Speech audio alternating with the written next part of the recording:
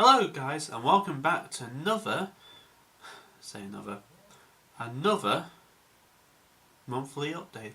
I had to think about a second what video I'm doing. Maybe I should write these down in the future maybe. But anyhow, this is January update. As you can tell, needs an update. Didn't do a December update, did I? Don't think I did. But anyhow, let's crack on and see what's happening.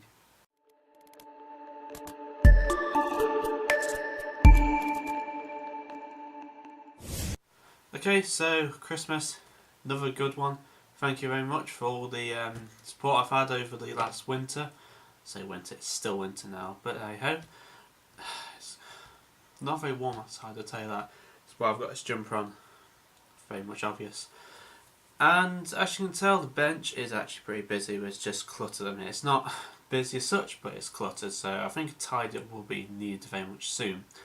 Now, as you can tell, projects. Well, there's a lot of projects that have slowly just grounded to a halt and stopped. Like the P36 here, that was supposed to be for the Pacific War group build. Now that ended back in October, and it's still sat there. But I'm tempted to get that one done very much soon because I think what it was, it just got to me because the front canopy missed it a bit.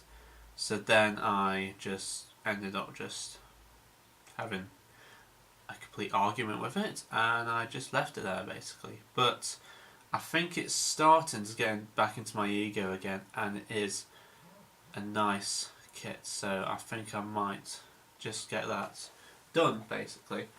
Another one that I need to get on with is this little biplane, this Newport 10.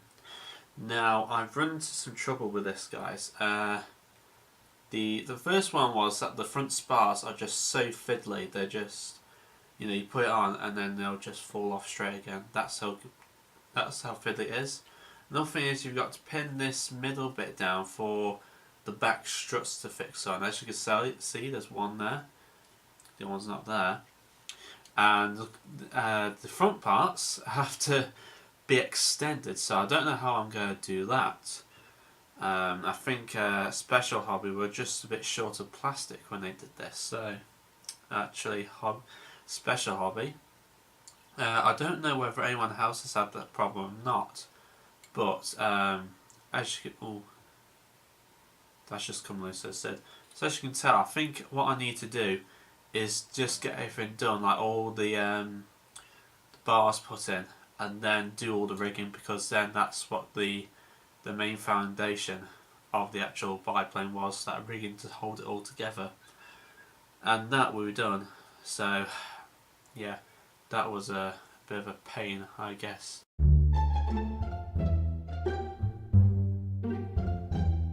But apart from that, it's all deckled, no problem whatsoever, and it's just sat there at the minute, so when I get my modelling ego back, that's going to be done. This was kind of supposed to be a little base for the Stalingrad group build I'm doing.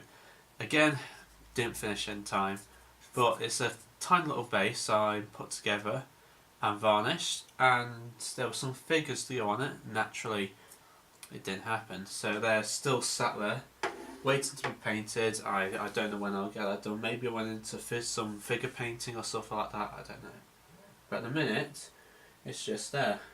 So, there we are.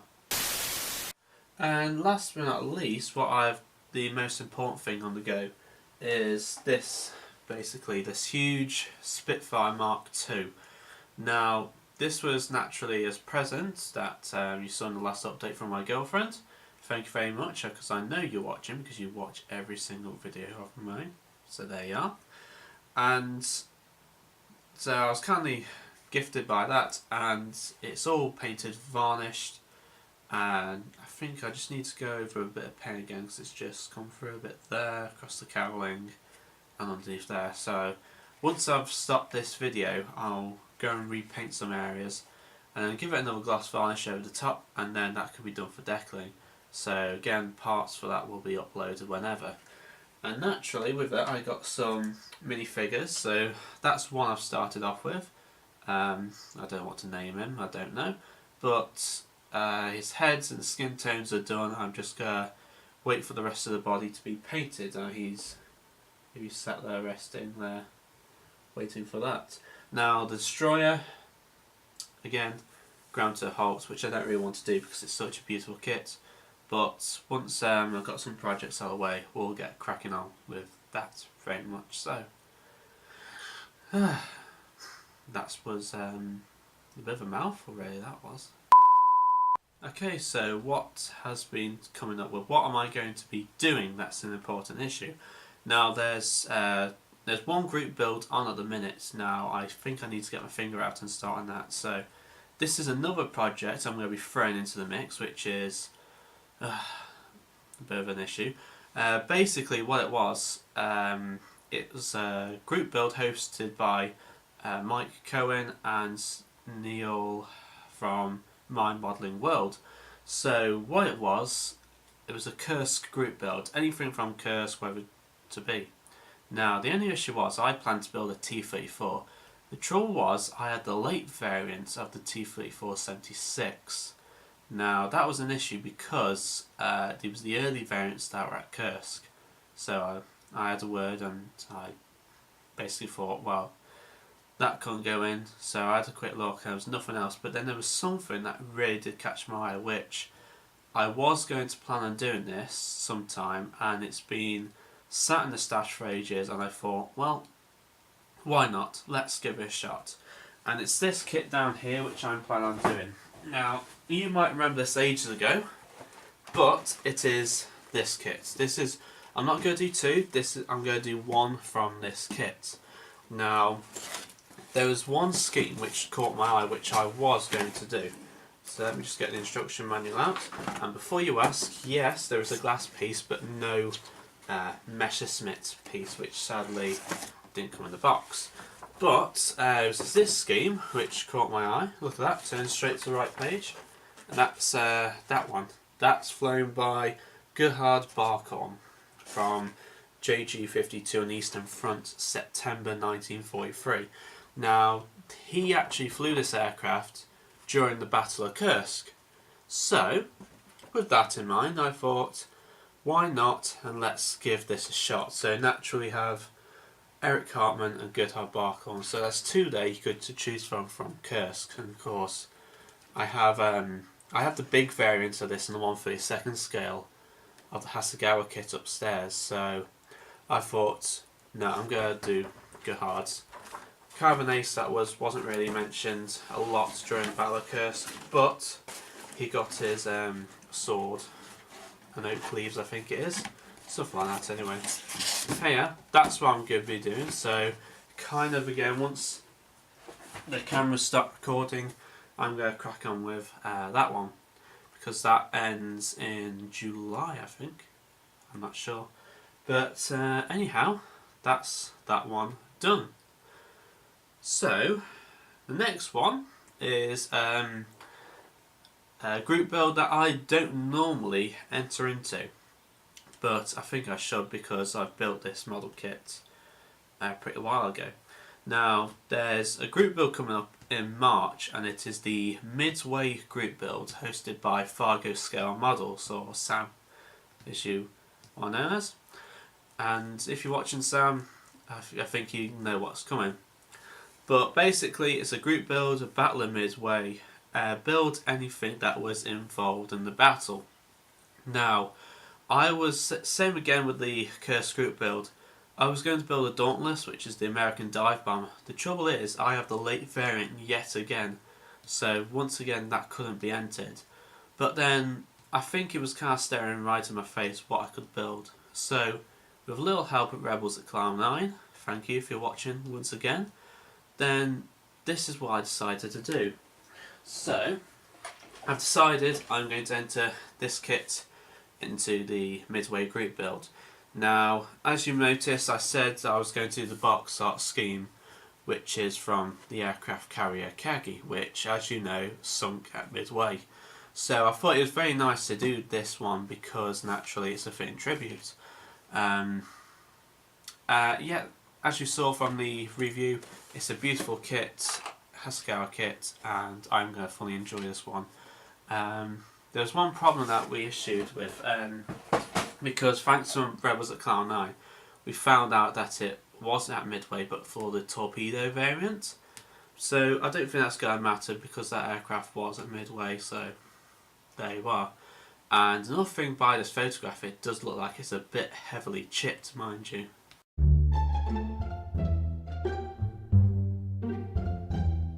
Okay, so purchases, gifts, what did I get up to? Well, as a matter of fact, I got to a lot really, some rare, nice kit.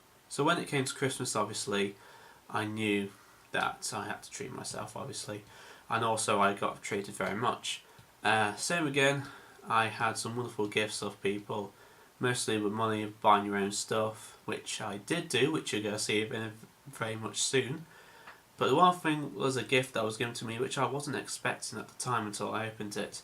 Again, my wonderful girlfriend got me a beautiful model kit which I'm not going to forget. And it was this kit. As you can tell, Queen Mary. An ocean liner. The last model kit I did of an ocean liner was the Titanic and the Mauretania. The Mauretania is still yet to be finished or complete. You're wondering how big the ship is. It's actually as long as the box, guys. So there you can see that or not. But it's kind of giving me an idea to do a group build myself. One I don't see much of, and it could be a ship group build, a liner group build. So if any of you are interested in making ships or want to get out of your comfort zone and build a ship kit and have a bit of fun with a group build, then please let me know, because I was thinking about that and no one's done a ship group build yet, so there we are. So if you want to let me know how it goes, or if you're interested, let me know. But apart from that, thank you once again. There we are, so that's one I got. And if you're a friend of my Facebook post, you notice that I had an Emodels road trip where I met a good friend of mine and also another YouTuber, Steve, from Mottys Military Models. Yep, I had to think about that, sorry man. But thank you very much, Steve, for what you got me. Present wise, I'll show you yours now. Actually, I've just realised I forgot to get them out in order for this video. So this is one that he got me, thank you very much. It is a 1/72 Cromwell, but it's two kits in this model. And as you can tell, they are actually very nice, small, detailed models. You can have the hatches open with these guys. The machine guns and the cannons are all movable. And it looks pretty good. I'm not going to lie to you. It contains small parts, blah blah blah blah. There you are. So that's going to be nice. Cute little builds, basically. Pop that there. Another thing he got me, which I forgot down here, is this. Thanks to him and Braden for supplying me with this model. Now, if you do remember this was a very old project I did when I first started off here on YouTube. So that is going to be a nice blast to the past sort of thing. I do have the 148 version, but that's going to be a cracking little build, guys. Thank you very much. And not to mention all the primer and the paints and all the books that he got me, which are actually pretty brilliant, mate. Thank you very much for that. And I know you're watching, so thank you very much. And a shout out to his channel as well. And all the guys I mentioned in this channel, they'll have their links to channels on this, so you can go ahead and subscribe to their channel. So another thing was that what did I get from Emodels? Now, Carl went on a road trip and with some vouchers, again Steve got me, I actually brought some very nice kits. So the first one that I got with the vouchers was this weird looking aircraft, but funky, but fun. It is a Romanian IAR-80. I've never seen this model, but it looks a cross between a Focke-Wulf 190 and I'm guessing Focke-Wulf 190 and a little bit of Messerschmitt in there, I'm guessing. But anyway, it's Romanian and it had the same quantities as a 109 and a Hurricane. So it looks a cool little build. Now, I haven't seen this until it showed up on their website. I think 2016 that was manufactured. And it looks a beautiful kit. So if you guys wanted a review of this kit, which I was thinking of doing, please let me know because it looks a smashing beauty. There we are, just put that aside there. So of course there was one or two things I wanted for models which I did get. So technically I got 4, but technically 2 model kits in one. Now the first one I've been wanting for a while, so I wanted it and I needed it. There we are. And it is this kit. It is the Royal Class SE5A. Now the stuff that is given in this kit, guys, is so beautiful. Let me just show you. You get some nice resin parts naturally, 2 kits, a load of decals, and one thing in feature which is a whiskey flask in here. If I can get it out, as if.